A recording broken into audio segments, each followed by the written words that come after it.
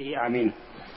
قال حدثنا آدم قال حدثنا شعبة قال وحدثني محمد بن بشار قال حدثنا غندر قال حدثنا شعبة عن سلمة قال سمعت سويد بن غفلة قال لقيت أبي بن كعب رضي الله عنه وعنهم فقال أخذت سرة فيها 100 دينار فأتيت النبي صلى الله عليه وسلم فقال عرفها حولا فعرفتها فلم أجد من يعرفها ثم أتيته فقال عرفها حولا فعرفتها فلم أجد ثم أتيت ثالثا فقال احفظ وعاها وعادتها ووكاءها فإن جاء صاحبها وإلا فاستمتع بها فاستمتعت فلقيته بعد بمكة قال لا أدري 3 أحوال أو حولا واحدة.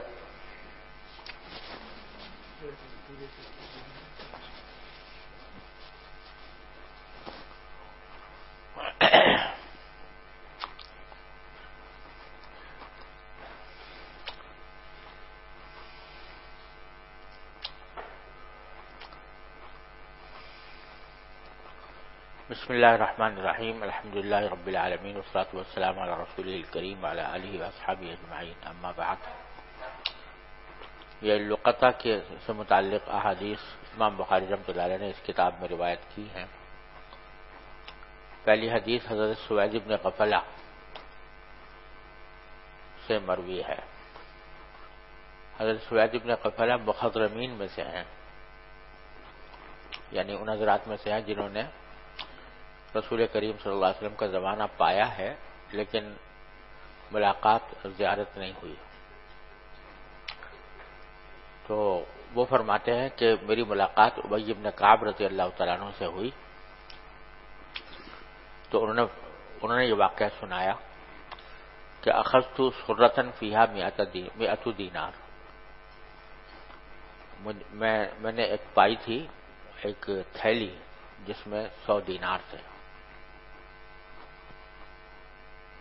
یعنی وہ کہیں سے مل گئی تھی لقطہ کے طور پر. فأتیت النبی صلی اللہ علیہ وسلم، حضور کے پاس میں آیا، پوچھا کہ میں کیا کروں، تو آپ نے فرمایا عرفھا حولا، کہ 1 سال تک اس کی تعریف کرو، یعنی اعلان کرو کہ یہ مجھے ملا ہے، کوئی جس کا ہو وہ لے لے. فلم اجد من یعرفھا، تو مجھے پتہ نہیں چلا کہ جو پہچانتا اس کو کہ یہ تھیلی کس کی ہے. میں دوبارہ آیا تو آپ نے فرمایا کہ 1 سال کی مزید تعریف کرو. عرفتها، میں نے اعلان کیا. فلم اجد ثم اتيته ثالثا فقال احفظ وعاءها وعددها ووكاءها، تو آپ نے فرمایا کہ اچھی طرح اپنے ذہن میں محفوظ کر لو اس کے برتن کو، جس برتن میں وہ ہے، اور اس کی گنتی کو، ووکاءھا، اور اس کی رسی کو، کہ رسی کیسی ہے اس کے اوپر بندھی ہوئی، مطلب یہ جو علامتیں اس کی محفوظ کر لو. فإن جاء صاحبها، اگر وہ اصل مالک آ جائے اور آ کر یہ علامتیں بتا دے کہ میری ایسی تھیلی گم ہو گئی ہے، تب تو اس کو دے دینا. وإلا فاستمتع بها، ورنہ تم خود اس سے فائدہ اٹھانا. تو فرماتے ہیں کہ میں نے اس سے فائدہ اٹھایا اور اس کو میں استعمال کرتا رہا. اب آگے جملہ جو ہے یہ فلقیتہ بعد بمکہ، یہ رقیقت شعبہ کہہ رہے ہیں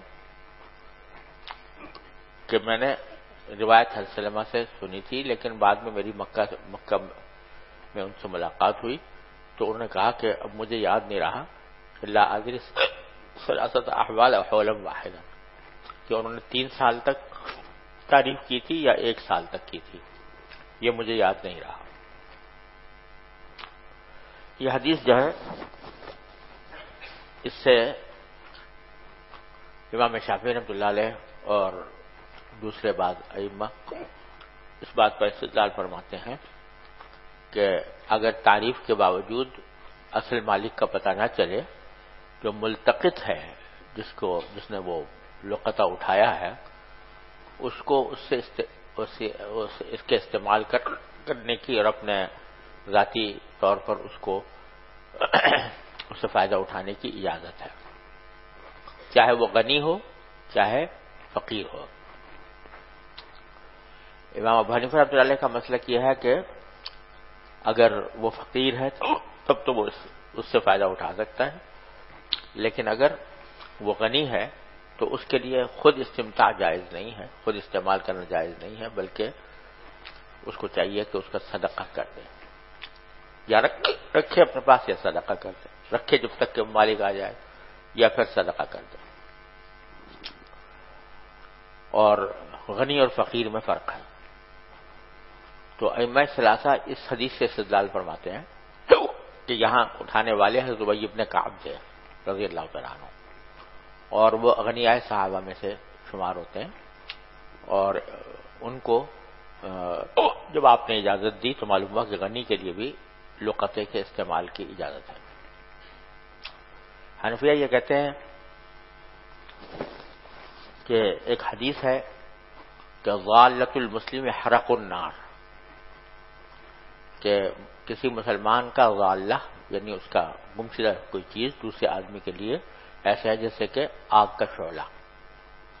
تو اس سے استدلال کرتے ہوئے امام ابو حنیفہ رحمۃ اللہ فرماتے ہیں کہ غنی کے لیے اس کا استعمال جائز نہیں۔ اور جہاں تک اس واقعے کا تعلق ہے اس کے بارے میں حنفیہ یہ کہتے ہیں کہ حضرت ابی بن کعب رضی اللہ تعالیٰ عنہ بے شک بعد میں اغنیاء صحابہ میں شمار ہونے لگے تھے، لیکن ان کے اوپر ابتدائی دور ایسا تھا کہ جس میں وہ غنی نہیں تھے، جس کی دلیل یہ ہے کہ حضرت ابو طلحہ نے جو باغ صدقہ کیا تھا، پیچھے گزر چکا ہے کہ وہ صدقہ کرنا چاہتے تھے، تو آپ نے فرمایا تھا کہ اپنے اقارب میں کے اوپر صدقہ کرو۔ تو ان اقارب کی جو تفصیل آئی ہے آج خود بخاری میں آئے گی، ان میں حضرت ابی بن کعب رضی اللہ عنہ بھی داخل تھے۔ تو یہ اس زمانے کی بات ہے کہ جب وہ غنی نہیں تھے، تو یہ واقعہ بھی اسی دور کا ہو سکتا ہے کہ اس وقت وہ حضرت ابی بن کعب غنی نہیں تھے، اس واسطے آپ نے ان کو استعمال کرنے کی اجازت دی۔ تفصیل اس کے اور مسائل کی انشاءاللہ ترمذی اور ابو داؤد میں آپ کے سامنے آ جائے گی۔ جی باب ضالة الإبل وبه قال حدثنا عمرو بن عباس قال حدثنا عبد الرحمن بن مهدي قال حدثنا سفيان عن ربيعة قال حدثني يزيد مولى المنبعث عن زيد بن خالد الجهني رضي الله عنه وعنه قال جاء أعرابي إلى النبي صلى الله عليه وسلم فسأله عما يلتقطه فقال عرفها سنة ثم عرف عفاصها وبكاءها فإن جاء أحد يخبرك بها وإلا فاستنفقها قال يا رسول الله صلى الله عليه وسلم ضالة الغنم قال لك أو لأخيك أو للذئب فقال ضالة الإبل فتمعر وجه النبي صلى الله عليه وسلم فقال ما لك ولها معها حذاؤها وسقاؤها ترد الماء وتأكل الشجر۔ یہ حدیث بار بار آئی ہے، اور اس میں حضرت زید بن خالد رضی اللہ تعالیٰ عنہ نے روایت کیا کہ اعرابی حضور کے پاس آئے تھے اور پوچھا تھا کہ ما یلتقطہ، جو وہ کچھ لقطہ پاتے ہیں تو اس کا کیا کریں؟ تو آپ نے فرمایا سال بھر تک اس کی تعریف کرو، ثم عرف عفاصها وبکاءها۔ عفاص کے معنی ہے وہ برتن یا توبڑا جس کو کہتے ہیں، جو اس پہ گھوڑے وغیرہ کے اوپر سواری کرتے ہوئے آدمی اپنے زاد راہ جس میں رکھتا ہے اس کو عفاص کہتے ہیں۔ مراد یہ کہ علامتیں اس کی محفوظ کر لو۔ فإن جاء أحد يخبرك بها، پھر اگر کوئی شخص آئے اور وہ علامتیں بتائے تو بے شک اس کو دے دو، وإلا فاستنفقها، ورنہ تم اس کو خرچ کر لو۔ قال ہے رسول اللہ ضالۃ الغنم، انہوں نے پوچھا کہ بکریوں کے ضالے کا کیا حکم ہے؟ تو آپ نے فرمایا کہ اللہ کا او لأخیک او للذئب، یعنی بکریاں جو ہیں وہ یا تو تم لوگ یا تمہارا کوئی بھائی لے لے گا، ورنہ پر بھیڑیا کھا جائے گا، لہذا بہتر یہ ہے کہ اس کو اپنے پاس رکھ لو حفاظت سے تاکہ کوئی بھیڑیا نہ کھائے۔ تو پھر انہوں نے پوچھا غالۃ الابل، کہ اگر فرض کرو کہ کوئی اونٹ مل جائے اس طرح گمشدہ، تو تمعر وجہ النبی صلی اللہ علیہ وسلم، آپ کا چہرہ مبارک متغیر ہو گیا اور فرمایا کہ ما لک ولہا، تمہیں اس سے کیا تعلق؟ اگر کوئی اونٹ گمشدہ ملا ہے تو تمہیں کیا کرنا ہے؟ معها حذاؤها وسقاؤها، اس کے ساتھ اس کا جوتے بھی اللہ تعالیٰ نے اس کے بنا دیے ہیں، یعنی پاؤں کے اندر اس کے، اور اس کے پینے کا سامان بھی ساتھ رکھ دیا ہے، کیونکہ اونٹ جو ہوتا ہے وہ بہت متحمل جانور ہے اور عرصے دراز تک بھی اگر پانی نہ ملے تو وہ گزارا کر لیتا ہے. تو ترد الماء وتأکل الشجر، تو وہ خود پانی کے اوپر چلا جائے گا اور درخت کے پتے کھاتا رہے گا، تو تمہیں پکڑنے کی ضرورت نہیں ہے اس کو. جی نام محمد عزیر کراچی سے تعلق ہے. جی بسم اللہ الرحمن الرحیم. باب ضالۃ الغنم.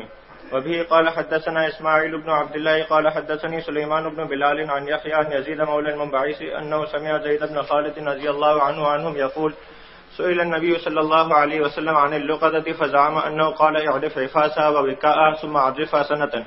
يقول يزيد ان لم تعرف استنفق بها صاحبها وكانت وديعة عنده. قال يحيى فهذا الذي لا ادري في حديث رسول الله صلى الله عليه وسلم هو ام شيء من عندي.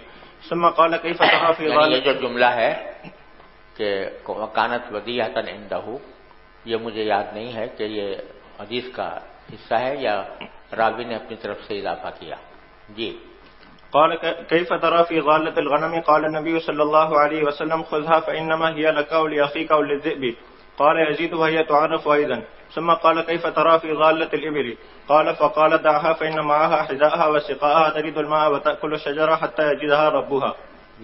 باب إذا لم يوجد صاحب اللقطة بعد سنة فهي لمن وجدها. وبه قال حدثنا عبد الله بن يوسف قال حدثنا مالك عن ربيعة بن أبي عبد الرحمن عن يزيد مولى المنبعث عن زيد بن خالد رضي الله عنه وعنهم قال جاء رجل إلى رسول الله صلى الله عليه وسلم فسأله عن اللقطة فقال اعرف عفاسها ووكاءها ثم اعرفها سنة فإن جاء صاحبها وإلا فشأنك بها. قال فضالة الغنم. قال هي لك ولأخيك وللذئب. قال فضالة الإبل. قال ما لك ولها معها سقاؤها وحذاؤها تريد الماء وتأكل الشجرة حتى يلقاها ربها. باب إذا وجد خشبة في البحر أو صوتا أو نحوه. وقال ليس حدثني. بتلانا یہ مقصود ہے کہ اگر کوئی ایسی چیز پائی جائے، کوئی شخص پالے جس کے بارے میں غالب گمان یہ ہو کہ اس کا مالک اس کو تلاش نہیں کرتا ہوگا، معمولی سی چیز ہے، تو پھر خود اٹھا لینے میں کوئی حرج نہیں ہے، اور یہ بات متفق علیہ ہے. تو یہاں وہ واقعہ نقل کیا ہے کہ وہ جو پیچھے بار بار گزرا ہے کہ بنی اسرائیل کے ایک شخص نے قرض لیا تھا اور بعد میں پھر وہ قرض جو ہے وہ ایک کھجور کے تنے میں رکھ کر پیسے بھیج دیے تھے نا. تو جو اصل مقرض تھا وہ نکلا تو سامنے دیکھا کہ ایک لکڑی تیرتی ہوئی آ رہی ہے، تو اس نے وہ اٹھا لی. تو وہ اگر لکڑی اٹھانا جائز نہ ہوتا تو پھر اس کے لیے وہ نہ اٹھاتا، لیکن اس نے اس کو اٹھایا اور حضور اقدس صلی اللہ علیہ وسلم نے اس پر کوئی نکیر بھی نہیں فرمائی. جی وقال الليث حدثني جعفر بن ربيعة عن عبد الرحمن بن هرمز عن أبي هريرة رضي الله عنه عنهم عن رسول الله صلى الله عليه وسلم أنه ذكر رجلا من بني إسرائيل وساق الحديث فخرج ينظر لعل مركبا قد جاء بماله فإذا هو بالخشبة فأخذها لأهله حطبا فلما نشرها وجد المال والصحيفة. باب إذا وجد تمرة في الطريق. وبه قال حدثنا محمد بن يوسف قال حدثنا سفيان عن منصور عن طلحة بن مصرف عن أنس رضي الله عنه وعنهم قال مر النبي صلى الله عليه وسلم بتمرة في الطريق فقال لولا أني أخاف أن تكون من الصدقة لأكلتها. وقال يحيى حدثنا سفيان قال حدثني منصور قال وقال زائدة عن منصور عن طلحة بن مصرف الجامعي قال حدثنا أنس رضي الله عنه وعنهم قال وحدثنا محمد بن مقاتل قال أخبرنا عبد الله قال أخبرنا معمر بن حمام بن منبه عن أبي هريرة رضي الله عنه عن النبي صلى الله عليه وسلم قال إني لأنقلب إلى أهلي فأجد التمرة ساقطة على فراشي فأرفعها لآكلها ثم أخشى أن تكون صدقة فألقيها. تو یہاں بتایا کہ ایک کھجور ہے وہ پڑی ہوئی مل گئی ہے، تو آپ فرما رہے ہیں کہ میں اس کو لے لیتا لیکن میں سوچا کہ شاید صدقہ کی نہ ہو، اس واسطے میں نے چھوڑ دیا. تو اس سے پتہ چلا کہ اگر صدقے کے ہونے کا احتمال نہ ہو اور ویسے ایک لقطے کے طور پر مل جائے کوئی کھجور تو اس کو کھا لینے میں کوئی حرج نہیں ہے، کیونکہ جیسا میں نے عرض کیا کہ کوئی ایسی چیز ہو جس کے بارے میں غالب گمان یہ ہو کہ مالک تلاش نہیں کرے گا تو پھر کھا لینا جائز ہے. جی باب کیف تعرف لقطة اہل مکہ. وقال طاووس عن ابن عباس عن النبي صلى الله عليه وسلم لا يلتقط لقطتها إلا من عرفها. وقال خالد عن إكرمة عن ابن عباس رضي الله عنهما وعنهم عن النبي صلى الله عليه وسلم قال لا تلتقط لقطتها إلا لمعرف. وقال أحمد بن سعيد قال حدثنا روح قال حدثنا زكريا قال حدثنا عمرو بن دينار عن إكرمة عن ابن عباس رضي الله عنهما وعنهم أن رسول الله صلى الله عليه وسلم قال لا يعضد عظاهها ولا ينفر صيدها ولا تحل لقطتها إلا لمنشد ولا يختلى خلاها. فقال عباس رضي الله عنه يا رسول الله إلا الإذخر. قال إلا الإذخر. یہاں آپ نے حرم کے لقطے کے بارے میں یہ فرمایا کہ وہ حلال نہیں ہے کسی کے لیے سوائے تعریف کرنے والے کے لیے. دو قسم کی روایتیں آئی ہیں اس بارے میں. بعض روایتوں میں تو مطلقاً یہ فرمایا گیا ہے کہ لا تلتقط لقطتها، بس لقطہ اٹھایا ہی نہ جائے. اور بعض روایتوں میں آیا ہے کہ الا لمعرف کا استثناء ہے یا الا لمنشد، کہ البتہ جو شخص تعریف کر سکتا ہو یا انشاد غلہ کر سکتا ہو تو وہ ضرور اٹھائے. تو سوال یہ پیدا ہوتا ہے کہ حرم کے لقطے میں اور دوسرے لقطوں میں کیا فرق ہوا، جبکہ وہاں پر بھی تعریف واجب ہے اور یہاں پر بھی تعریف واجب ہے. جواب اس کا یہ ہے کہ لقطہ حرم کے لقطے میں ایک تو اصل یہ ہے کہ اس کو اٹھایا ہی نہیں آدمی، جہاں جو چیز پڑی ہوئی ہے اس کو وہاں پر رہنے دیں. جس کی وجہ یہ ہے کہ عام طور سے حرم کے اندر لوگ جو حج یا عمرے کے لیے جاتے ہیں تو وہ مختصر مدت کے لیے جاتے ہیں اور زیادہ وہ راستوں سے بھی واقف نہیں ہوتے. تو غالب گمان یہ ہوتا ہے کہ جہاں کسی شخص نے کوئی چیز چھوڑی ہے وہیں پر آ کر وہ تلاش کرے گا. لہذا اگر آپ نے وہاں سے اٹھا لیا اور فرض کرو اعلان بھی کرنا شروع کر دیا، لیکن وہ آدمی ضروری نہیں کہ وہاں پر موجود ہو جہاں پہ اعلان کر رہے ہوں. اس واسطے بہتر یہ ہے کہ وہیں پر چھوڑ دیا جائے. لیکن اگر اندیشہ ہو ضائع ہونے کا تو پھر بے شک اٹھائے، لیکن پھر تعریف کرے. تعریف کرنے کے معنی یہ ہے کہ وہ یعنی تعریف کرتا ہی رہے اور اس کو پھر خود استعمال کرنا یا صدقہ کرنا درست نہیں ہے، بلکہ تعریف کرتا ہی رہے اس کی.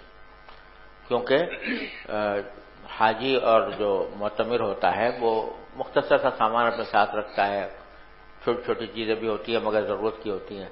اس واسطے اس کو تعریف کرتا ہی رہے اس کی. تو یہ فرق ہے حرم میں اور غیر حرم میں. جی نام محمد عمران ہے، ضلع ثواب سے تعلق. جی بسم الله الرحمن الرحيم. وبه قال حدثنا يحيى بن موسى قال حدثنا الوليد بن مسلم قال حدثني الأوزاعي قال حدثني يحيى بن أبي كثير قال حدثني أبو سلمة بن عبد الرحمن قال حدثني أبو هريرة رضي الله عنه وعنهم قال لما فتح الله على رسوله صلى الله عليه وسلم مكة قام في الناس فحمد الله وأثنى عليه ثم قال إن الله قد حبس عن مكة القتل وسلط عليها رسوله والمؤمنين فإنها لا تحل لأحد كان قبلي وإنها أحلت لساعة من نهار وإنما لن تحل لأحد من بعد فلا ينفر صيدها ولا يختل شوكها ولا تحل ساقطتها إلا لمنشد ومن قتل له قتيل فهو بخير النظرين إما يفتي وإما ينقذ. فقال العباس رضي الله عنه إلا الإذخر فإنا نجعله لقبورنا وبيوتنا. فقال رسول الله صلى الله عليه وسلم إلا الإذخر. فقام أبو شاهد رجل من أهل اليمن فقال اكتبوا لي يا رسول الله. فقال رسول الله صلى الله عليه وسلم اكتبوا لأبي شاهد. قلت للأوزاعي ما قوله اكتبوا لي يا رسول الله؟ قال هذه الخطبة التي سمعها من رسول الله صلى الله عليه وسلم. اس میں آخر میں یہ ہے کہ ابو شاہ نے کہا کہ یہ سب جو خطبہ آپ نے دیا ہے مجھے لکھ کر دے دیں. تو آپ نے پھر حکم دیا کہ اس کو لکھ کر دے دیا جائے. تو اس سے معلوم ہوا کہ حضور اقدس صلی اللہ علیہ وسلم کے زمانے میں بھی کتابت حدیث کا سلسلہ شروع ہو گیا تھا. جی باب لا تحلب ماشية أحد بغير إذن. وبه قال حدثنا عبد الله بن يوسف قال أخبرنا مالك عن نافع عن عبد الله بن عمر رضي الله عنهما وعنهم أن رسول الله صلى الله عليه وسلم قال لا يحملن أحد ماشية امرئ بغير إذن يحب أحدكم أن تؤتى مشربته فتكسر هزانته فينتقل طعامه فإنما تخزن لهم زروع مواشيهم أطعماتهم فلا يحملن أحد ماشية أحد إلا بإذنه. یہ فرمایا کہ کوئی شخص کسی شخص کے مویشیوں کا دودھ نہ نکالے ان کی اجازت کے بغیر. اور پھر فرمایا کیا تم میں سے کوئی شخص یہ پسند کرتا ہے کہ انتؤتا مشربتہ کہ کوئی شخص اس کے بالا خانے میں داخل ہو جائے. مشربہ کہتے ہیں بالا خانے کو، اوپر کا گھر کے اوپر جو کمرہ ہوتا تھا جس کو کوٹھا بھی کہتے ہیں. تو کوئی شخص تم میں سے کسی کے بالا خانے میں کوئی داخل ہو جائے فتکسر خزانتہ اور اس کی الماری کو توڑ دیا جائے فینتقل طعامہ اور اس کا جو کھانا رکھا ہوا ہے یعنی غلہ رکھا ہوا ہے وہ کوئی اٹھا کر لے جائے. تو یہ فرمایا کہ فإنما تخزن لهم ضروع مواشیہم اطعماتہم تو لوگوں کے جو مویشی ہوتے ہیں ان کے تھن محفوظ رکھتے ہیں ان کے کھانے کی چیز کو یعنی دودھ کو. فلا يحلبن احد ماشية احد الا باذنه. سمجھ گیا نا. البتہ دوسری حدیثوں میں یہ بھی آیا ہے کہ اگر کسی جگہ پر عرف ہے اس بات کا کہ مسافروں کے لیے لوگوں نے اجازت دے رکھی ہے کہ وہ اگر ہماری بکریوں کا دودھ پی لیں تو اجازت ہے، تو ایسی جگہ پر پی لینے کی بھی گنجائش ہے. جی. باب اذا جاء صاحب اللقطة بعد سنة ردها عليه لأنها وديعة عنده. وبه قال حدثنا یہ کہنا مقصود ہے کہ سال بھر تک جو تعریف کرائی جا رہی ہے، سال بھر تک اگر تعریف کرانے کے باوجود نہیں آیا تو اگرچہ اس وقت میں اجازت ہے ملتقط کو کہ یا خود استعمال کر لے اگر فقیر ہے اور دوسرے کو صدقہ کر دے اگر غنی ہے، یا دوسرے ائمہ ثلاثہ کے قول کے مطابق خود بھی استعمال کر سکتا ہے ہر حالت میں، لیکن سال گزرنے کے بعد بھی اگر وہ آ جائے تو اس کے بعد بھی اس کو دینا واجب ہوگا. جی. وبه قال حدثنا قتيبة بن سعيد قال حدثنا إسماعيل بن جعفر عن ربيعة بن أبي عبد الرحمن عن يزيد مولى المنبعث عن زيد بن خالد الجهني رضي الله عنه وعنهم أن رجلا سأل رسول الله صلى الله عليه وسلم عن اللقطة فقال عرفها سنة ثم عرفها عفاسها ووقاها ثم استنفق بها فإن جاء ربها فأدها إليه. فقال يا رسول الله فضالت الغنم فقال خذها فإنها هي لك أو لأخيك أو للذئب. قال يا رسول الله فضالت الإبل. قال فعظم رسول الله صلى الله عليه وسلم حتى احمرت وجنتاه أو يحمر وجهه ثم قال ما لك ولها ماها حذاؤها وسقاؤها حتى يلقاها ربها. یہاں یہ جملہ ہے کہ ثم استنفق بها فإن جاء ربها فأدها إليه. خود استعمال کر لو پھر اگر اس کا مالک آئے تو پھر اس کو دے دو.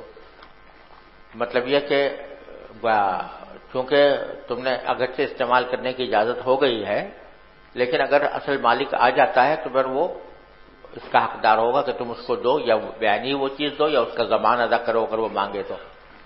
اور اگر وہ آتا ہے اور اس سے تم نے صدقہ کر دیا ہے کہیں تو حنفی اسی وجہ سے کہتے ہیں کہ اس کو اختیار ہوگا کہ چاہے تو وہ اس صدقے کو نافذ کر دے، ثواب اس کو ملے گا، اور اگر وہ نافذ نہ کرے کہے کہ نہیں جی میں تو مجھے تو واپس کرو، تو اس صورت میں ملتقط کے ذمہ واجب ہے کہ اس کو اس کا ضمان ادا کرے اور پھر ثواب صدقے کا خود ملتقط کو ملے گا.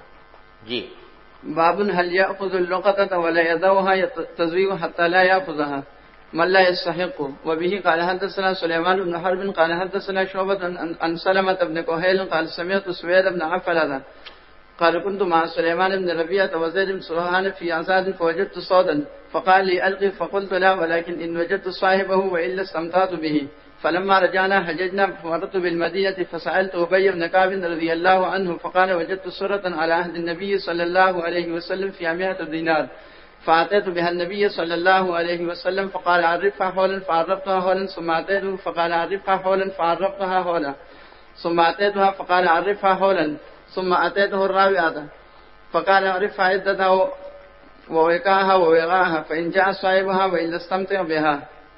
یہ شروع میں واقعہ نقل کیا ہے سوید بن غفلہ کہتے ہیں کہ میں سلیمان بن ربیعہ زید بن سبحان کے ساتھ تھا ایک غزوے میں، تو وہاں مجھے ایک کوڑا مل گیا کہیں پڑا ہوا، تو ان دونوں نے تو کہا کہ القی، اس کو پڑا رہنے دو، یہیں پر اٹھاؤ نہیں۔ میں نے کہا نہیں میں اٹھاؤں گا، ولیکن ان وجد صاحبہ، اگر اس کے مالک کو مل گیا مجھے تو اس کو دے دوں گا، وإلا استمتعت به، ورنہ میں اس سے فائدہ اٹھاؤں گا۔ تو کہہ رہے ہیں کہ یہ اگر کوئی لقطہ کسی کو ملا ہے تو اگر اندیشہ ہو کہ وہ ضائع ہو جائے گا بلا وجہ تو اس صورت میں اٹھا لینا بہتر ہے، یہ مقصد ہے اس کا۔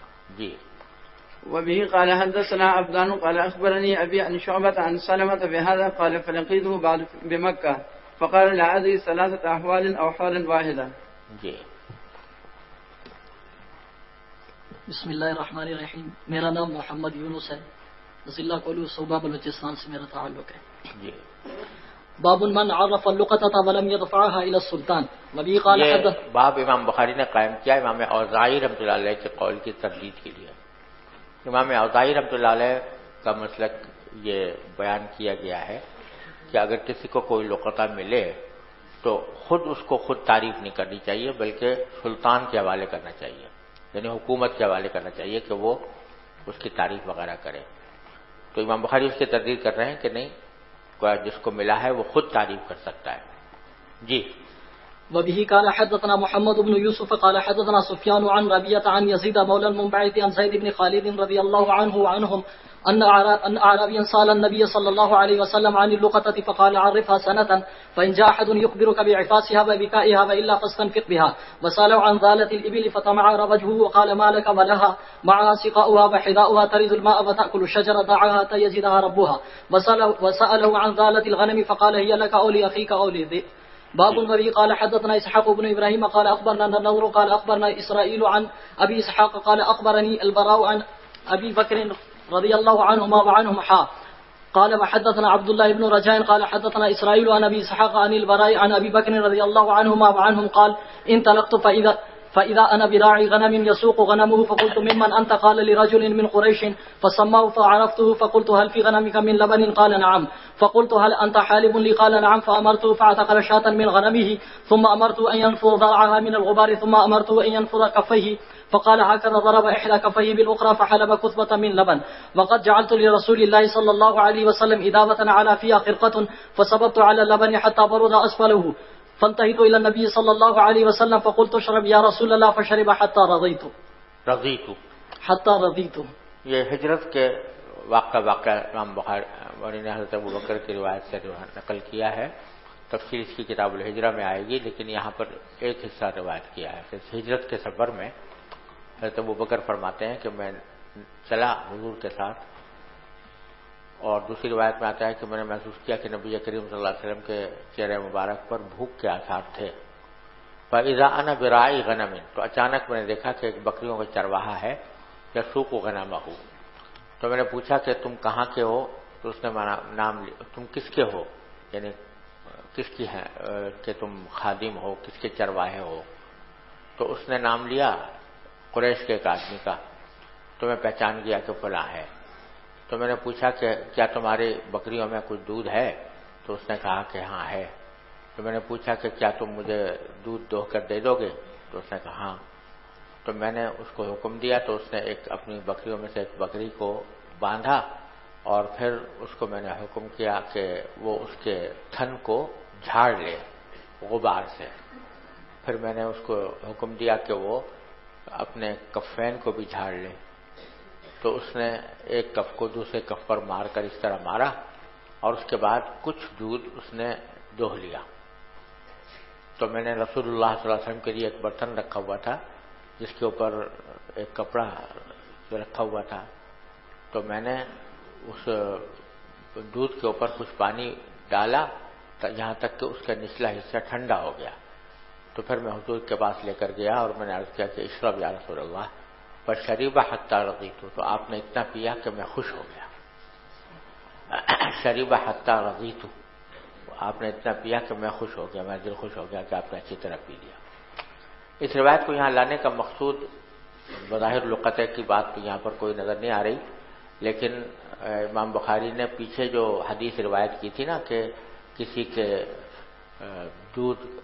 کے بکریوں کا دودھ بغیر اس کی اجازت کے نہ پیا جائے، تو اس کی مناسبت سے یہاں پر لائے ہیں یہ کہ ویسے تو پینا جائز نہیں ہے، لیکن جیسے میں نے عرض کیا تھا کہ اگر عرف ہو اس بات کا کہ مسافروں کے لیے لوگوں نے اجازت دے رکھی ہے، اسی لیے حضرت صدیق اکبر نے اس آدمی کا نام پوچھا جس کی بکریاں تھیں، اور جب اس سے نام لیا تو پھر کہا کہ حضرت ابوبکر نے کہ اب تم میرے لیے نکال دو، کیونکہ حضرت ابوبکر جانتے تھے کہ اس کی عادت یہ ہے کہ وہ مسافروں کے لیے وہ دودھ کی اجازت دیتا ہے، اس غرض سے امام بخاری یہاں پر لائے۔ جی سوال جی صحیح، اگر کسی شارع عام سے آج کل اگر ایسا نقطہ پایا جائے تو اس کا کیا حکم ہوگا، جس کا عام طور پر مسافر بہت جو ہے وہ عرصے بعد وہاں سے دوبارہ گزرتے ہیں، 1 سال کے اندر نہیں آتے ہیں؟ شارع عام سے اگر نقطہ پایا جائے شارع عام پر، ہاں، تو آج کل کے زمانے میں اس کا کیا حکم ہے، تعریف اس کی کیسے کی جائے؟ جتنے جو بھی طریقے اختیار ہو سکتے ہوں، جیسے کہ لوگ اخبار میں اعلان کر دیتے ہیں، مساجد کے قریب اعلان کرتے ہیں، تو مختلف جگہوں پر جہاں پر بھی جو بھی راستہ اختیار کیا جا سکتا ہو جس سے پتہ چلے کہ لوگوں کو پتہ لگ گیا کہ بھئی یہ چیز گمشدہ ہوئی ہے۔ کوئی طریقہ متعین نہیں ہے، حالات کے لحاظ سے مختلف طریقے اختیار کیے جاتے ہیں۔ جی سر جی، لقطے کا حکم تو یہ ہے کہ 1 سال تک وہ اس کی تعریف کرے گا اور اس کے بعد جو ہے خود فقیر ہے تو استعمال کر لے گا، لیکن حضرت ابی بن کعب کی روایت سے معلوم ہو رہا ہے کہ 3 سال وہ جو ہے اس کی تعریف کرے گا۔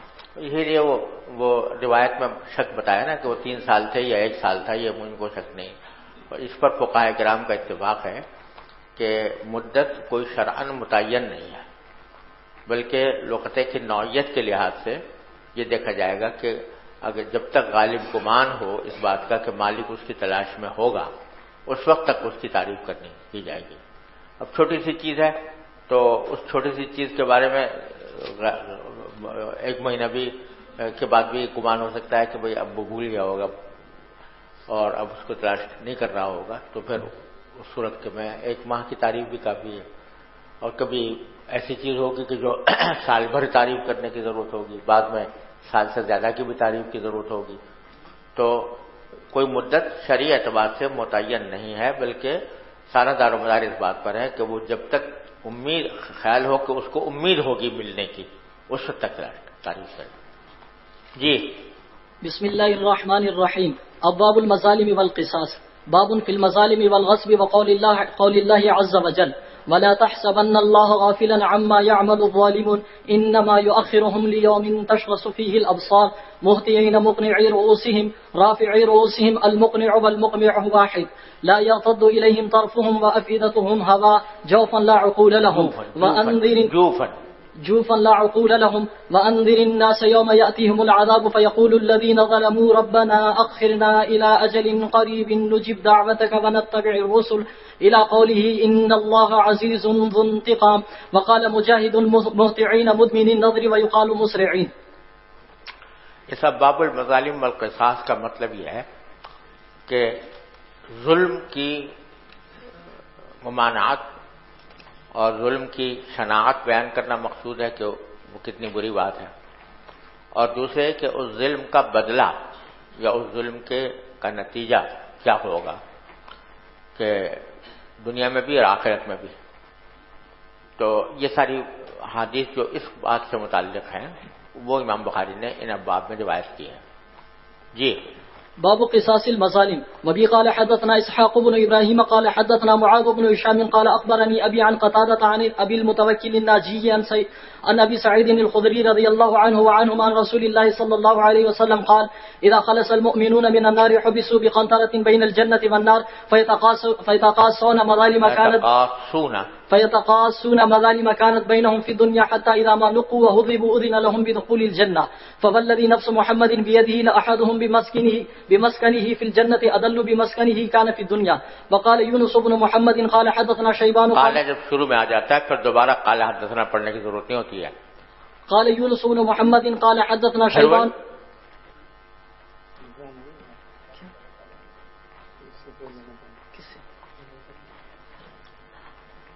وقال يونس بن محمد حدثنا شيبان عن قتادة قال حدثنا ابو المتوکل. یہ ابو سعید خدری رضی اللہ تعالیٰ عنہ روایت فرماتے ہیں کہ رسول اللہ صلی اللہ علیہ وسلم نے ارشاد فرمایا کہ جب مومنین جہنم سے خلاصی حاصل کر لیں گے، یعنی مسلمانوں پر بھی جو ان کے اعمال سیئہ کی وجہ سے دوزخ کا عذاب ہوگا، اس دوزخ کے عذاب سے جب وہ فارغ ہو جائیں گے اور جنت میں داخلے کے لیے لے جائے جا رہے ہوں گے تو حبسوا بقنطرۃ بین الجنۃ والنار، تو ان کو روک لیا جائے گا ایک پل پر جو جنت اور جہنم کے درمیان ہوگا. یعنی جہنم میں تو اپنے جو حقوق اللہ ضائع کیے تھے نا انہوں نے، اس کی سزا جہنم میں ان کو ملی. وہاں سے نکلے جنت میں داخلے کے لیے تو راستے میں ایک پل ہوگا جنت اور جہنم کے درمیان جہاں ان کو روک لیا جائے گا. وہاں پر یتقاصون مظالم کانت بینہم بالدنیا. تو اب حقوق العباد کا مسئلہ آ جائے گا اور دنیا میں ایک دوسرے پر جو ظلم کیے تھے ان کا بدلہ وہ ایک دوسرے سے لیں گے وہاں پر اس پل کے اوپر. حتی اذا ما نقوا وہذبوا، یہاں تک کہ جب ان کو ستھرا کر دیا جائے گا اور ان کی تہذیب کر دی جائے گی تو اذن لہم بدخول الجنہ، پھر جنت میں داخلے کی اجازت ملے گی. تو بتلانا یہ مقصود ہے کہ جو اگر کسی بندے نے دوسرے بندے کا حق پامال کر کے اس پر ظلم کیا ہے تو جب تک کہ اس کا بدلہ نہیں ہو جائے گا آخرت میں، اس وقت تک اس کو جنت میں داخلہ نہیں ملے گا. فوالذی نفس محمد بیدہ، پھر آپ نے قسم کھا کر فرمایا کہ لأحدہم بمسکنہ فی الجنۃ اذل بمسکنہ کان فی الدنیا.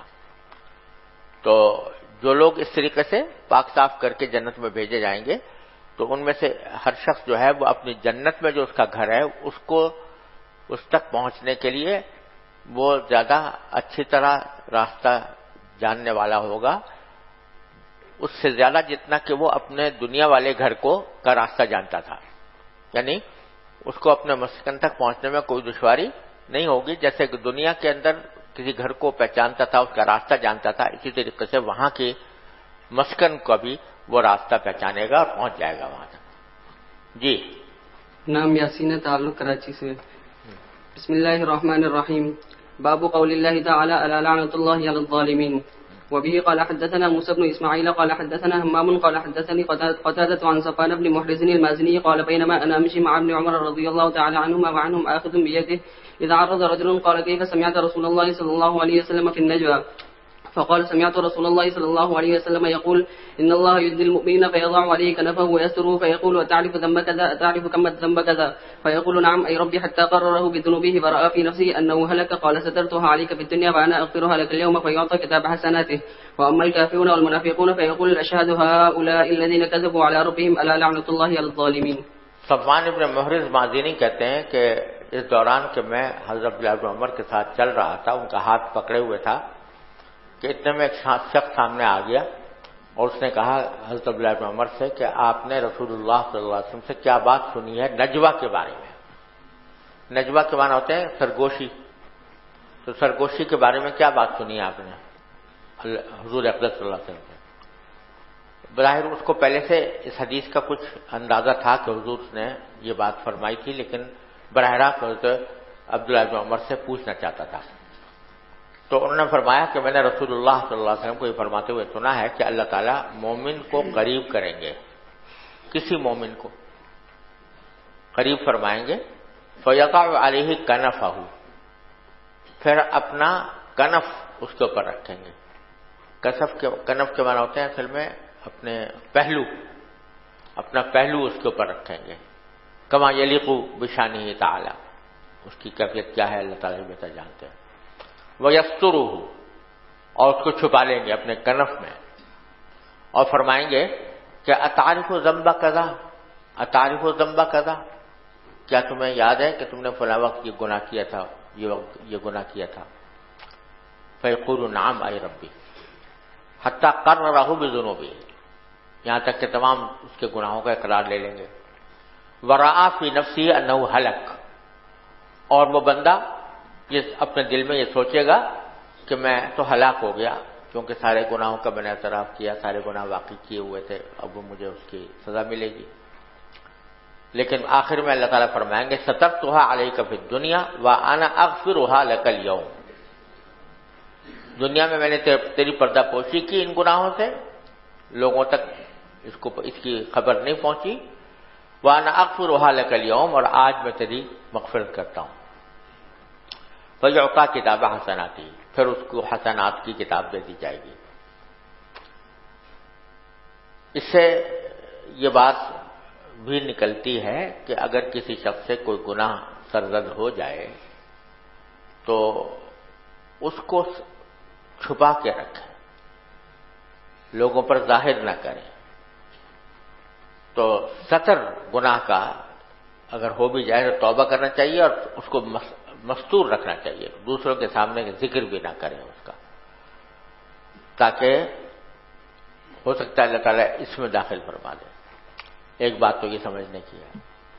دوسری بات یہ سمجھنے کی ہے کہ یہ حدیث ہے تو بڑی امید افزا کہ اللہ تعالیٰ کسی بندے سے یہ معاملہ فرمائیں گے، لیکن یہ کوئی عام حکم نہیں ہے بظاہر، بلکہ کسی خاص بندے کے ساتھ یہ معاملہ ہوگا۔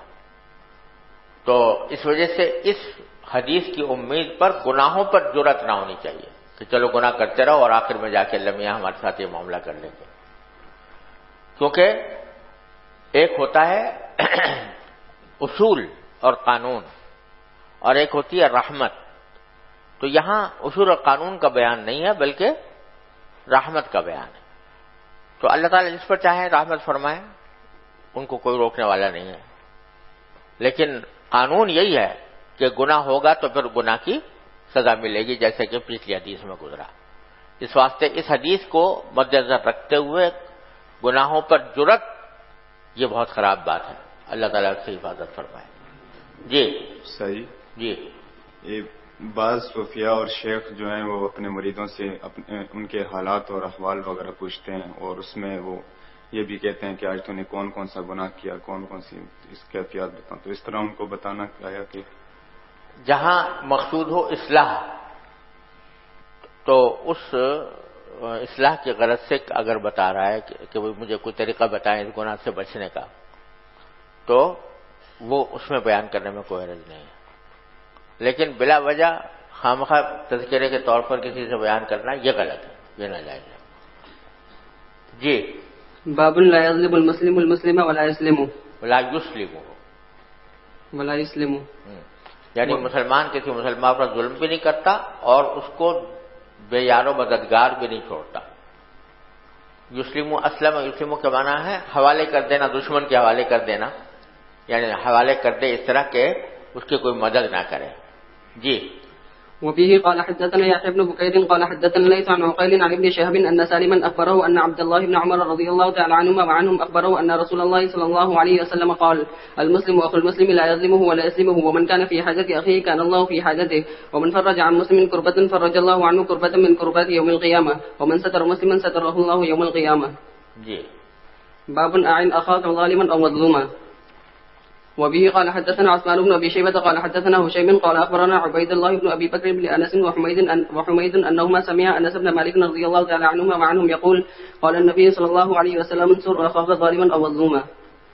اگلی حدیث میں اس کی تفسیر آ رہی ہے۔ جی۔ وبه قال حدثنا مسدد قال حدثنا معتمر عن حميد أنس رضي الله تعالى عنه وعنه قال قال رسول الله صلى الله عليه وسلم انصر أخاك ظالما أو مظلوما، قال يا رسول الله هذا ننصره مظلوما فكيف ننصره ظالما، قال تأخذ فوق يديه، یعنی ظالم کی مدد یہ ہے کہ اس کے ہاتھ پکڑ لو کہ وہ ظلم نہ کرے۔ جی۔ باب نصر المظلوم۔ وبه قال حدثنا سعيد بن الربيع قال حدثنا شعبة عن الأشعث بن سليم قال سمعت معاوية بن سويد قال سمعت البراء بن عازب رضي الله تعالى عنه وعنهم قال أمرنا النبي صلى الله عليه وسلم بسبع ونهانا عن سبع، فذكر عيادة المريض واتباع الجنائز وتشميت العاطس ورد السلام ونصر المظلوم وإجابة الداعي وإبرار المسلم۔ جی۔ وبه قال حدثنا محمد بن العلاء قال حدثنا أبو سامة عن بريد عن أبي بردة عن أبي موسى رضي الله تعالى عنه وعنهم عن النبي صلى الله عليه وسلم قال المؤمن للمؤمن كالبنيان يشد بعضه بعضا وشبك بين أصابعه۔ جی۔ باب الانتصار من الظالم لقوله عز وجل لا يحب الله الجهر بالسوء من القول إلا من ظلم۔ والذين إذا أصابهم البغي هم ينتصرون قال إبراهيم كانوا يكرهون أن يستذلوا فإذا قدروا عفوا. یہ بتلانا چاہ رہے ہیں کہ ایک طرف تو مظلوم کے لیے بہت فضیلت کی بات یہ ہے کہ وہ ظالم کو آخر میں معاف کر دے، بدلہ نہ لے، لیکن بدلہ لینا بھی جائز ہے، اور بعض جگہ پر بدلہ لینا مستحب ہو جاتا ہے، بہتر ہو جاتا ہے. تو جہاں پر اس کا اندیشہ ہو کہ ظالم کو ظلم پر جرأت بڑھے گی، وہاں پر بدلہ لینا بہتر ہے. چنانچہ قرآن کریم میں ایک طرف تو فرمایا لا يحب اللہ الجہر بالسوء من القول الا من ظلم، یعنی کسی شخص کی برائی جہارن بیان کرنا کہ فلاں نے ایسی حرکت کی ہے کہ وہ جائز نہیں ہے، الا من ظلم، سوائے اس شخص کے جس پر ظلم ہوا ہو، تو وہ اگر اپنے ظلم کو بیان کرے، اپنے اوپر ہونے والے ظلم کو بیان کرے تو اس میں کوئی گناہ نہیں ہے، یہ نہ کوئی غیبت ہے اور نہ یہ گناہ ہے. اور دوسری طرف اللہ تعالیٰ نے نیک بندوں کا ذکر کرتے ہوئے فرمایا الذین اذا اصابهم البغی هم ینتصرون، جب ان کو کوئی ظلم پہنچتا ہے تو وہ دفاع کرتے ہیں. تو دفاع کرنے کو معرض مدح میں اللہ تعالیٰ نے ذکر فرمایا. تو یہ اس وقت ہے جبکہ دفاع نہ کرنے کے نتیجے میں ظالم کو ظلم پر جرأت بڑھ جائے. تو آگے پھر ابراہیم نخعی رحمۃ اللہ علیہ کا قول نقل فرمایا ہے کہ صحابہ کرام کا طریقہ یہ تھا کانوا یکرہون ان یستذلوا، وہ اس بات کو ناپسند کرتے تھے کہ ناپسند سمجھتے تھے کہ ان کو ذلیل کیا جائے، یعنی کوئی شخص ظلم کر کے بھاگ جائے اور یہ ذلیل ہو جائے، اس کو پسند نہیں کرتے تھے، بلکہ اس کا پھر دفاع بھی کرتے تھے. فَإِذَا قَدَرُوا، لیکن جب قادر ہو جاتے تھے بدلہ لینے پر تو عفو، اس وقت معاف کر دیتے تھے. یعنی یہ بھی دکھا دیتے تھے کہ بھائی ہم اتنے کمزور نہیں ہیں کہ اپنے ظلم کا دفاع نہ کر سکیں. اور جب وہ قابو میں آ جاتا مظلوم اور ظالم تو پھر درگزر سے کام لیتے تھے. تو دونوں مصلحتیں جمع ہو گئیں. ایک تو یہ کہ ظالم کو پتہ چل گیا کہ اگر میں ظلم کروں گا تو یہ میرے ساتھ یہ بھی ہو سکتا ہے، اور دوسری طرف معاف کرنے کی جو فضیلت ہے وہ بھی حاصل ہو گئی. جی باب عفو المظلوم. جی چلیں. باب سید المبجل قال خير البرية عليه الصلاة والسلام إن في الجنة غرفا ترى بطونها من ظهورها وظهورها من بطونها. فقام أعرابي فقال يا رسول الله فلمن هي؟ فقال من أطاب الكلام وأطعم الطعام وأدام الصيام وصلى في الليل والناس نيام. قبل هذا أخذنا قال خير البرية عليه الصلاة والسلام المسلم أخو المسلم لا يسلمه ولا يخذله. وكذا نحن أخذنا في المشكات قال خير البرية عليه الصلاة والسلام من مشى مع الظالم ليقويه وهو يعلم أنه ظالم فقد خرج من الإسلام. ونحن حالا نرى المشهد عجيب غريب بشعاش تماما، ولكن هؤلاء المسلمون قصدا وعمدا يعاونون كل المعاونة. چلے پڑھو یار، پڑھو پڑھنے والا. باب عفو المظلوم. تقریر کا یہاں کوئی جگہ نہیں ہے. چلو. باب عفو المظلوم لقوله إن تبدوا خيرا أو تخفوه أو تعفوا عن سوء فإن الله كان عفوا قديرا. وجزاء سيئة سيئة مثلها فمن عفا وأصلح فأجره على الله إنه لا يحب الظالمين إلى قوله إلى مرد من سبيل. جی نام عبد الرحیم تعلق خزدار سے. جی بسم الله الرحمن الرحيم. باب الظلم ظلمات يوم القيامة. به قال حدثنا أحمد بن يونس قال حدثنا عبد العزيز بن الماجشون قال أخبرنا عبد الله بن دينار عبد الله بن عمر رضي الله عنه عنهم عن النبي صلى الله عليه وسلم قال الظلم ظلمات يوم القيامة. باب الاتقاء والحذر من دعوة المظلوم. به قال حدثنا يحيى بن موسى قال حدثنا وكيع قال حدثنا زكريا بن إسحاق المكي عن يحيى بن عبد الله بن سيفين عن أبي معبد عن مولى بن عباس عن ابن عباس رضي الله عنه وعنهم أن النبي صلى الله عليه وسلم بعث معاذ رضي الله عنه إلى اليمن فقال اتق دعوة المظلوم فإنه ليس بينه وبين الله حجاب. باب من قالت له مظلمة عند الرجل فحل لها له هل يبين مظلمته. به قال حدثنا آدم بن أبي إياس قال حدثنا ابن أبي ذئب قال حدثنا سعيد المقبوري عن أبي هريرة رضي الله عنه قال قال رسول الله صلى الله عليه وسلم من كانت له مظلمة لأخيه من عرضه أو شيء فليتحلل منه اليوم قبل أن لا يكون دينار ولا درهم. إن كان له عمل صالح أخذ منه بقدر مظلمته وإن لم تكن له حسنات أخذ من سيئات صاحبه فحمل عليه. قال أبو عبد الله حضرت ابو ہریرہ رضی اللہ تعالیٰ عنہ سے روایت ہے کہ رسول اللہ صلی اللہ علیہ وسلم نے فرمایا کہ جس شخص کی من کانت لہو مظلمۃ لاخیہ، کسی شخص کی کے نامہ اعمال میں اگر کوئی ظلم ہو اپنے بھائی پر، من عرضہ، اس کے آبرو پر اس نے کوئی دست درازی کی ہے، غیبت کی ہے مثلا، یا اس کا دل دکھایا ہے، او شیء، یا اور کوئی ظلم کیا ہے، فلیتحللہ منہ اليوم، تو اس کو چاہیے کہ آج ہی اس سے اس کو حلال کر لے، یعنی معافی مانگ لے کہ بھائی مجھ سے غلطی ہو گئی، مجھے معاف کر دو. قبل اللہ یکون دینار ولا درہم، قبل اس کے کہ وہ وقت آ جائے جب کہ نہ کوئی دینار ہوگا نہ درہم ہوگا، یعنی آخرت میں کسی کا کوئی کے پاس کچھ مال نہیں ہوگا، اور بلکہ یہ ہوگا کہ ان کا لہو عمل صالح اخذ منہ بقدر مظلمتہ، اگر ظالم کے پاس کوئی نیک عمل ہوگا تو ظلم کی مقدار اس میں وہ نیک عمل اس سے لے لیا جائے گا اور مظلوم کو دے دیا جائے گا. مثلا فرض کرو نفلی نمازیں پڑھی ہوئی ہیں اس نے، تو نفلی نمازیں کس کو دے دی جائیں گی؟ مظلوم کو دے دی جائیں گی، اس کے نامہ اعمال میں چلی جائیں گی. وَإِن لَّمْ تَكُن لَّهُ حَسَنَاتٌ، اگر حسنات اس کی نہیں ہوں گی تو پھر اخذ من سیئات صاحبہ، اللہ بچائے، اس مظلوم کی جو سیئات ہیں وہ لے لی جائیں گی، فحمل علیہ، اور اس کے اوپر سوار کر دی جائیں گی کہ تم تو اب یہ گناہ جو ہے یہ بجائے مظلوم کے اس کی سزا ظالم کو ملے گی. یہ بڑی ہی تنبیہ کرنے والی حدیث ہے جس میں نبی کریم صلی اللہ علیہ وسلم نے فرمایا کہ جو کسی بندے کا حق تمہارے اوپر واجب ہے تو آج اس کو کسی طرح اس کا معاملہ صاف کر لو، یا تو حق ادا کر دو یا اس سے معاف کرا لو، ورنہ ایک وقت ایسا آنے والا ہے جب معاملہ یہ ختم ہو جائے گا اور پھر اللہ بچائے ہو سکتا ہے کہ تمہارے اعمال صالحہ غارت ہو جائیں، اس کے پاس چلے جائیں، یا اس کے گناہ تمہارے ذمہ آ جائیں. اور ایک حدیث میں رسول اللہ صلی اللہ علیہ وسلم نے یہ بھی فرمایا کہ پوچھا کہ مفلس کون ہوتا ہے؟ صحابہ کرام نے عرض کیا کہ رسول اللہ مفلس وہ ہوتا ہے کہ جس کے پاس دینار درہم نہ ہو.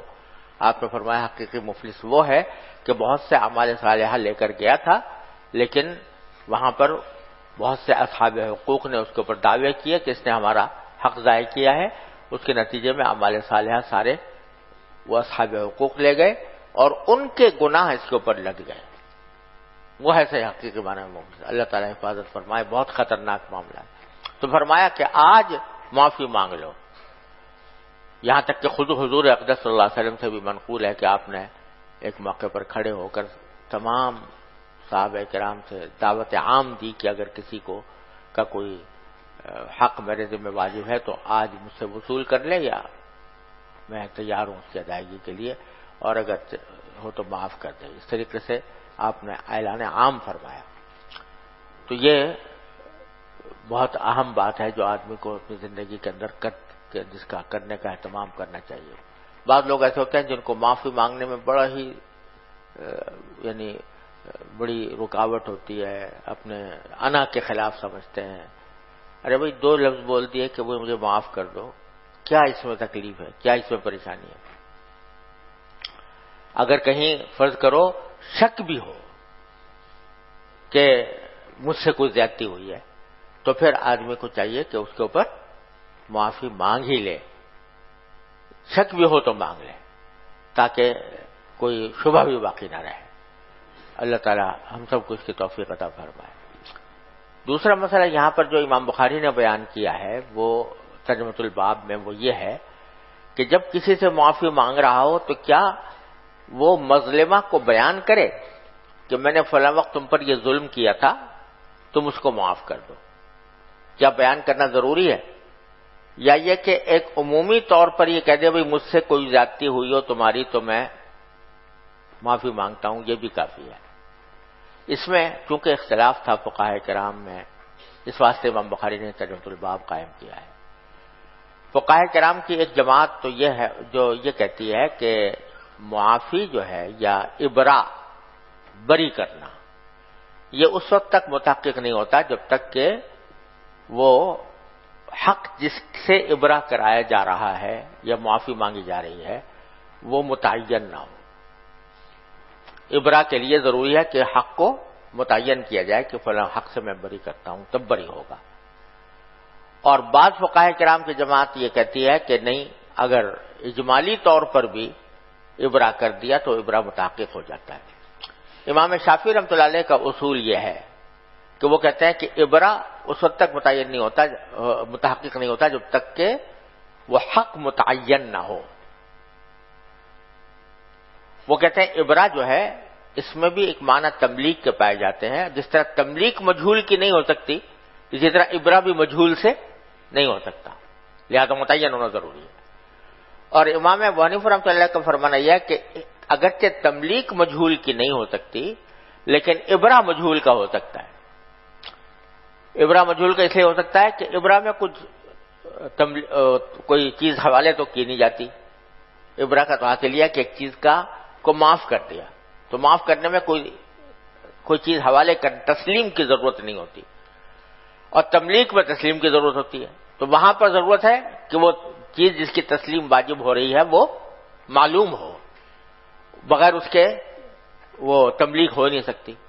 لیکن ابراء کے اندر تو ایک حق کو ساقط کیا جا رہا ہے، اس حق کو جب ساقط کیا جائے گا تو کوئی تسلیم کرنے کی ضرورت نہیں ہوگی، بس یہ ہوگا بھی ساقط ہو گیا۔ اس لیے امام ابو حنیفہ رحمۃ اللہ فرماتے ہیں کہ ابراء جو ہے وہ حقوق مجہولہ سے بھی ہو سکتا ہے، اور اسی پر متفرع ہوتا ہے وہ مسئلہ جو بیوع کا مشہور مسئلہ ہے کہ اگر کوئی شخص بیع کرے بشرط البراء من العیب، یعنی یہ کہے کہ میں تمہیں بیچ رہا ہوں، اگر اس میں کوئی عیب ہے تو میں پہلے بتا رہا ہوں کہ میں بری ہوں اس سے، اگر اس میں کوئی عیب ملا تو تمہیں خیال عیب حاصل نہیں ہوگا، تم خود اچھی طرح دیکھ بھال کے دیکھ لو، اگر لینا ہے تو لے لو اور نہیں لینا تو نہ لو، میں بری ہوں ہر عیب سے۔ اگر اس شرط کے ساتھ کوئی شخص بیع کرتا ہے تو امام شافعی رحمۃ اللہ فرماتے ہیں کہ یہ شرط درست نہیں ہے، برات کی شرط درست نہیں۔ کیوں؟ اس لیے کہ وہ عیب جس سے برات کی جا رہی ہے وہ مجہول ہے، اور مجہول سے برات نہیں ہو سکتی، امام شافعی رحمۃ اللہ کا اصول یہ ہے، سمجھ گئے؟ امام ابو حنیفہ رحمۃ اللہ فرماتے ہیں کہ برات ہو سکتی ہے حقوق مجہولہ سے بھی، اور برات کے اندر چونکہ تسلیم ضروری نہیں ہوتی بلکہ اسقاط ہے ایک حق کا، تو وہ ہو سکتا ہے جہالت کے ساتھ بھی ہو سکتا ہے۔ تو وہ فرماتے ہیں کہ برات میں عیب کی شرط درست ہے، یعنی اگر کوئی شرط لگا لے تو درست ہے۔ امام ابو حنیفہ رحمۃ اللہ کا استدلال جو ہے وہ متعدد ان واقعات سے ہے جن میں حقوق مجہولہ سے برات کا اظہار کیا گیا۔ آگے ایک حدیث آنے والی ہے ام سلمہ رضی اللہ عنہا کی، جس میں دو آدمیوں میں جھگڑا تھا۔ حضور اقدس صلی اللہ علیہ وسلم نے وعید سنائی کہ بھئی کوئی شخص اگر دوسرے کا مال لے لے گا تو وہ جہنم کا مستحق ہوگا۔ تو دونوں ڈر گئے، دونوں نے کہا جی ہم اپنا حق چھوڑتے ہیں۔ تو حضور نے فرمایا صلی اللہ علیہ وسلم نے فرمایا کہ تم کیا کرو، استحیما و توخی الحق، کہ تم آپس میں قرآن اندازی کر لو اور حق کو تلاش کرنے کی کوشش کرو۔ وَلْيُحْلِلْ كُلُّ مِنْكُمَا صَاحِبَهُ، اور تم میں سے ہر شخص اپنے ساتھی کو معاف کر دے، یعنی یہ کہ اس کے باوجود کوشش کرنے کے اگر کوئی حق رہ گیا ہو تو اس میں ایک دوسرے کو معاف کر دو۔ تو یہاں معاف کرنا جو آپ نے فرمایا وہ حقوق مجہولہ کے بارے میں فرمایا، تو معلوم ہوا کہ حقوق مجہولہ سے بھی ابراء اور اسقاط ہو سکتا ہے۔ یہاں پر بھی اگر کوئی شخص کسی سے یہ کہے کہ بھائی مجھے مجھ سے پتہ نہیں کتنی زیادتی تمہارے ساتھ ہوئی ہوں گی، تم اللہ کے واسطے میری ساری زیادتیوں کو معاف کر دو، تو معافی متحقق ہو جائے گی، باوجود کہ وہ معلوم نہیں ہے۔ یہی مسئلہ امام بخاری بیان کر رہے تھے، حل یبین مظلمتہ، کہ کیا وہ اپنے مظلمہ کو بیان کرے، تو اگرچہ معاف کرنے والے کو یہ حق حاصل ہے کہ وہ یہ کہے کہ بھئی پہلے مجھے بتاؤ کیا زیادتی تم کی تھی اور تب معاف کروں گا، اس کو یہ حق ہے۔ جیسے حضرت تھانوی رحمۃ اللہ علیہ فرماتے ہیں کہ جب کوئی شخص مجھ سے معافی مانگتا ہے تو میں اس سے کہتا ہوں بھائی معاف تو کر دوں گا لیکن مجھے بتاؤ کیا وہ کہتا ہے جی میں نے غیبت کی تھی آپ کی، تو فرماتے ہیں کہ اچھا مجھے بتاؤ کیا غیبت کی تھی، تو پھر معاف کر دوں گا۔ اور فرماتے ہیں نیت یہ رکھتا ہوں کہ ہو سکتا ہے کہ یہ غیبت میں میری کوئی غلطی صحیح ثابت ہو جائے، کہ بھئی مجھے کسی غلطی پر تنبہ ہو جائے، اور پھر